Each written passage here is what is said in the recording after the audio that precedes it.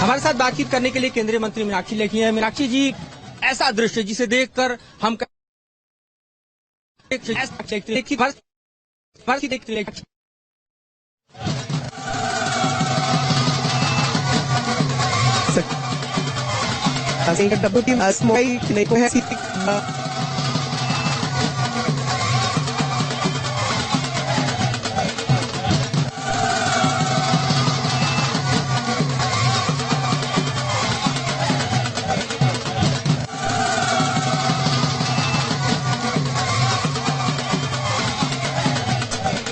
तो फिलहाल ये देश भर में हो रही जश्न की तस्वीरें हम आपको दिखा रहे हैं। थोड़ी देर में हम आपको लिए चलेंगे इसरो के सेंटर, जहां पर भी प्रेस कॉन्फ्रेंस होने वाली है और हमारे वो तमाम वैज्ञानिक जिनका ये टीम एफर्ट, ये टीम वर्क जो सफलता के नए आयाम को छू चुका है, उनकी जुबानी सुनेंगे, क्योंकि पूरा देश इंतजार कर रहा है उन्हीं की आवाज का, उनके अपने एक्सपीरियंस का। आज वो कैसा महसूस कर रही हैं, सालों की ये जो मेहनत थी और किस तरह से इस पूरे ऑपरेशन को अंजाम दिया गया, सब कुछ वो बताने वाले हैं। लेकिन फिलहाल इन तस्वीरों के जरिए आप देखिए, देश के हर एक हिस्से से ये जश्न की तस्वीरें सामने आ रही हैं। ढोल नगाड़े, हाथों में तिरंगा लिए आतिशबाजी करते हुए लोग आपको नजर आएंगे।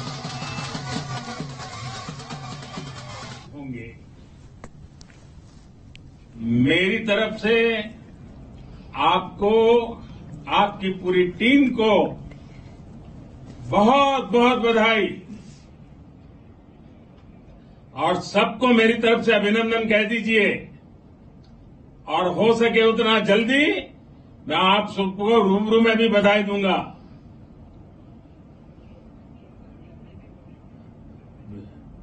बहुत बहुत शुभकामनाएं और बहुत बहुत बधाई। ओके, नमस्कार।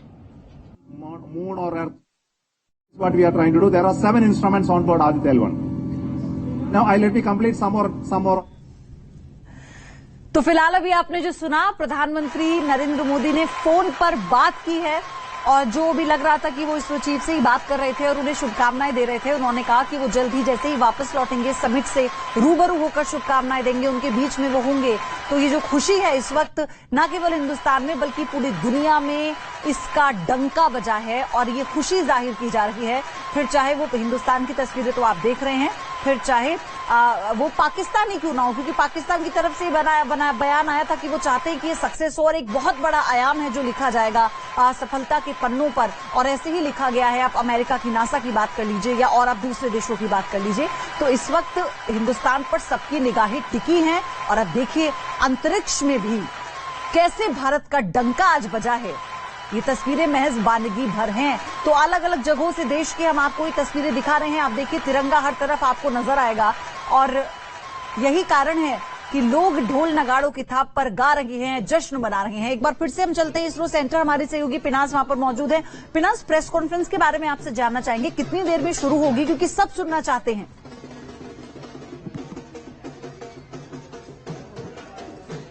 अयोध्या प्रेस कॉन्फ्रेंस शुरू हो चुकी है। अंग्रेजी में अभी ये प्रेस कॉन्फ्रेंस चल रही है, तो इंतजार है, क्योंकि सोमनाथ जो हैं वो बहुत अच्छी हिंदी भी बोलते हैं, तो इंतजार है कि अब वो हिंदी में अपना संबोधन करेंगे। तो हम न्यूज नेशन के दर्शकों को हिंदी का संबोधन जो है सीधे लाइव दिखाएंगे। मैं अपने कैमरा पर्सन संजय से कहूंगी कि वो इसको जूम इन करके दिखाएं कि किस तरह से यहाँ पर प्रेस कॉन्फ्रेंस शुरू हो गई है। और ये बेसिकली अभी संबोधन हो रहा है, उसके बाद मीडिया के साथ जो है अभी ब्रीफ कर रहे हैं। सोमनाथ जो है इसरो चीफ जो है वो ब्रीफ कर रहे हैं कि क्या कुछ अगले 40 दिनों में होने वाला है, 14 दिनों में माफ कीजिएगा, और किस तरह से एक एक अपडेट जो है उससे ली जाएगी, क्या खास चीजें हैं जिनका ख्याल जो है वो रखा जाएगा। और अब से कुछ ही देर बाद जब धूल जो है वहां पर सेटल डाउन हो जाएगी, तो विक्रम लैंडर से उसके भीतर से एक दरवाजा, एक तरह से अगर एक आम भाषा में कहूं तो उस तरह से खुलेगा वो पैनल और वो फ्लैट हो जाएगा, रैंप बनेगा और फिर प्रज्ञान रोवर जो है वो बाहर आएगा और प्रज्ञान रोवर जो है वो फिर उसके बाद जो अपना मिशन है उस पर लग जाएगा। उसके सोलर पैनल जो है चांद पर इस वक्त सुबह होगी तो वहां पर सूर्योदय होगा, तो वहां पर उसकी एनर्जी से चार्ज होंगे उसके सोलर पैनल और वहां पर आने वाले 14 दिन तक जो है वो जानकारी जुटाएगा। आपको बता दें कि विक्रम लैंडर के ऊपर भी कैमराज लगे हुए हैं और प्रज्ञान रोवर के ऊपर भी कैमराज लगे हुए हैं। साथ ही 3 पेलोड विक्रम लैंडर के ऊपर हैं और 2 पेलोड जो हैं वो प्रज्ञान रोवर के ऊपर हैं। तो अलग अलग काम जो है वो सौंपा गया है कि किस तरह से वहां पर जो तापमान है वो इतनी ज्यादा गर्मी जो है उसकी सतह को किस तरह से पार होने देती है, उसको स्टडी करेंगे। वहां पर इतने ज्यादा भूकंप क्यों आते हैं, कितने बड़े पैमाने पर आते हैं, उसको स्टडी करेंगे। वहां की मिट्टी को स्टडी करेंगे कि खनिज वहां पर कहां और किस मात्रा में मिल सकता है। तो अलग अलग जो सेंसर्स हैं वो अलग अलग स्टडी करेंगे और फिर डेटा भेजेंगे आने वाले 14 दिन तक। तो आखिरकार भारत ने चांद पर तिरंगा फहरा दिया है। इसके साथ ही हिंदुस्तान दुनिया का पहला ऐसा देश बन गया है जिसने चांद के साउथ पोल यानी दक्षिण ध्रुव पर लैंडर उतारने में कामयाबी हासिल की है। बिल्कुल, और ऐसे में अब बड़ा सवाल यह है कि चांद से भारत को क्या मिलेगा? क्या भारत के हाथ चांद पर मौजूद कोई खजाना लगने वाला है? हाँ, आप अपनी स्क्रीन पे देख सकते हैं। Applauding. Let us all wait to hear from the Secretary Department of. Sir, we have achieved soft landing on the moon. India is on the moon. चांद पर खजाना मिलने का पूरा सच। क्या चांद पर सोने का भंडार मिलने वाला है? क्या चांद पर चमकते हीरो की चट्टान मिलने वाली है? क्या मुमकिन है कि चांद पर बेशकीमती पत्थर मिल जाए? आखिर क्यों कहा जा रहा है कि चंद्रयान 3 भारत को मालामाल कर देगा? सकते हैं कि हम लैंडर मॉड्यूल चंद्रयान 3 की लॉन्चिंग से लेकर सॉफ्ट लैंडिंग तक एक बहुत बड़ा तबका ऐसा है जो ये मानता और पूछता है कि इतने ज्यादा रुपए यानी कि 615 करोड़ रुपए आखिर चंद्रयान मिशन पर क्यों खर्च किए गए। चंद्रयान 3 615 करोड़ रुपए में बना है, तो आइए आपको बताते हैं कि 615 करोड़ रुपए इन्वेस्ट करके आखिर इस मिशन से हिंदुस्तान को क्या मिलने वाला है। धरती से करीब 3,84,000 किलोमीटर दूर आसमान में चमकने वाला चांद दशकों से लोगों का ध्यान अपनी ओर खींचता रहता है। जैसे तैसे तकनीक का विकास हुआ है। चांद के रहस्य को सुलझाने के लिए नए नए तरीके खोजे गए। रूस और चीन जैसे देशों ने चंद्रमा की सतह पर सॉफ्ट लैंडिंग कराई, तो अमेरिका चांद पर इंसान उतारने वाला पहला देश बना।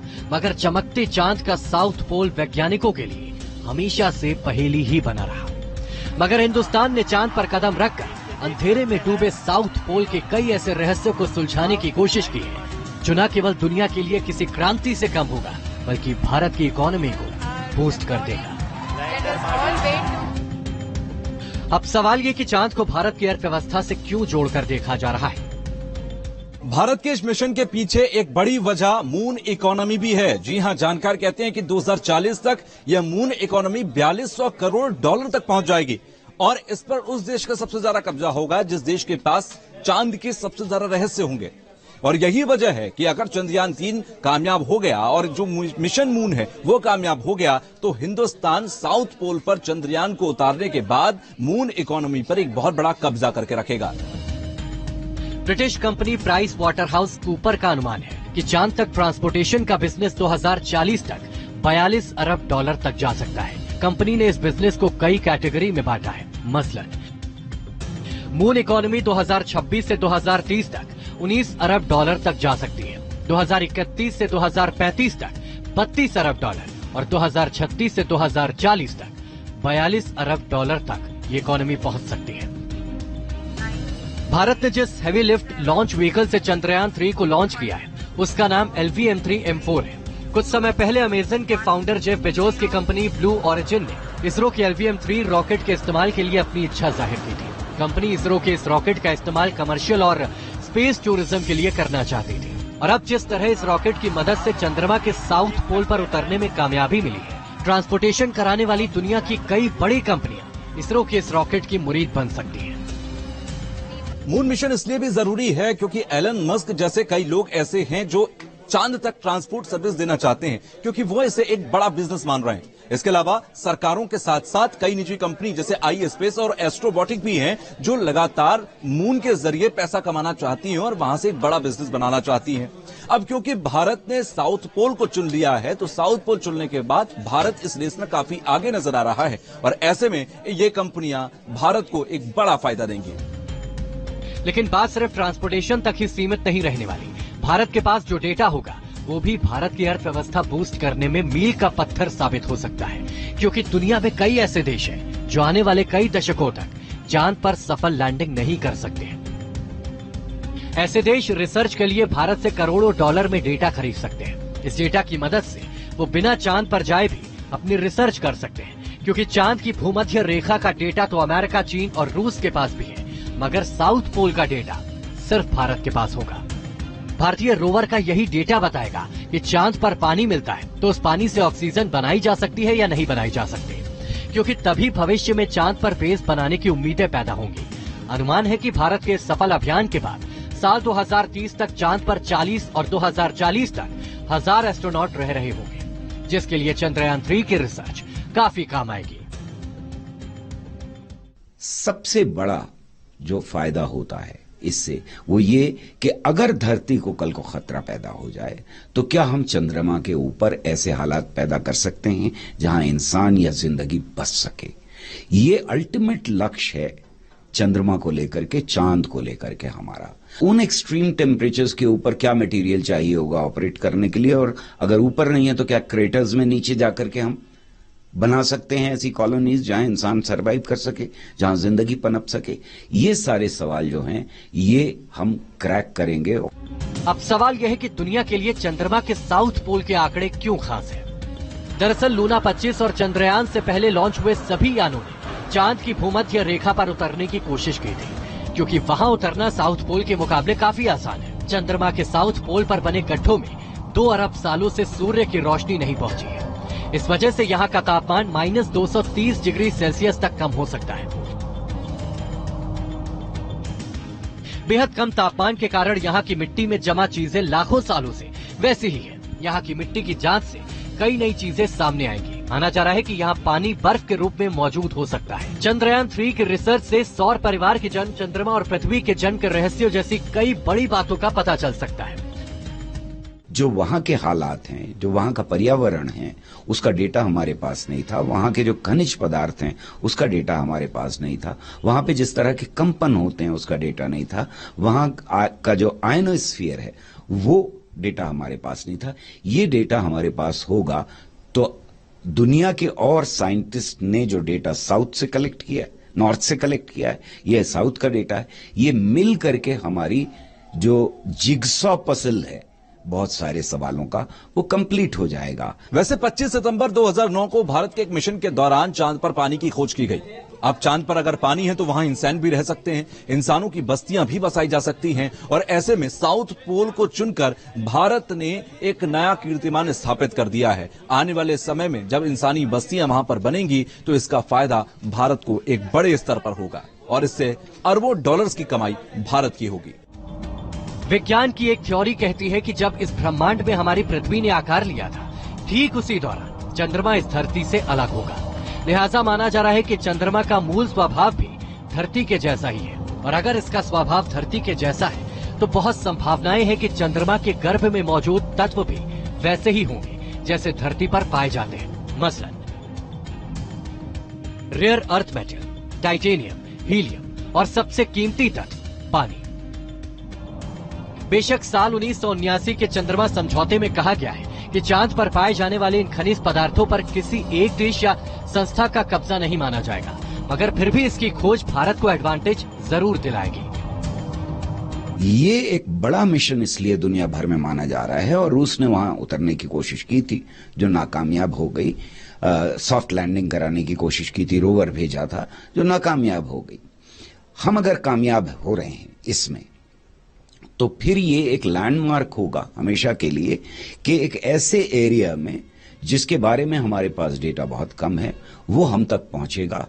हम उसको पहले एनालाइज करेंगे डेटा को, उसके बाद दुनिया के लिए ओपन करेंगे उस डेटा को। तो ये इंसानियत के लिए एक इंपॉर्टेंट मिशन बन जाता है।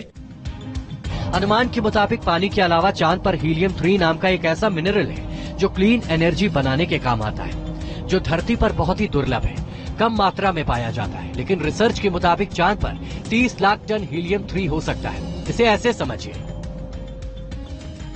मार्केट में इस वक्त हीलियम 3 तकरीबन 2 लाख रुपए प्रति किलो की कीमत से बिकता है। चांद पर ये 30 लाख टन है, यानी धरती पर इसकी कीमत ये होगी, जीरो गिन लीजिए, कीमत आएगी 60 लाख करोड़। चांद पर कितना खजाना है ये तो आपने देख लिया, लेकिन सवाल तो ये खड़ा होता है कि आखिर इस खजाने को निकाला कैसे जाएगा।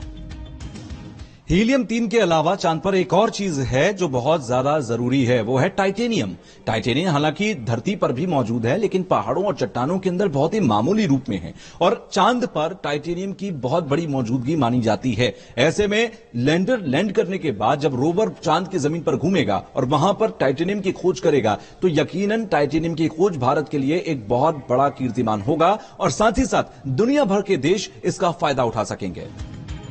कुल मिलाकर चंद्रयान 3 के लैंडर ने भले ही चांद के दक्षिणी ध्रुव पर सफलतापूर्वक लैंडिंग कर दी, मगर इसके रोवर के अगले 14 दिन बड़े अहम होने वाले हैं, क्योंकि इन 14 दिनों में रोवर चांद के हर उस रहस्य से पर्दा उठाने की कोशिश करेगा जो धरती पर रहने वाले लोगों के लिए अभी भी एक अबूझ पहेली है। Team news nation.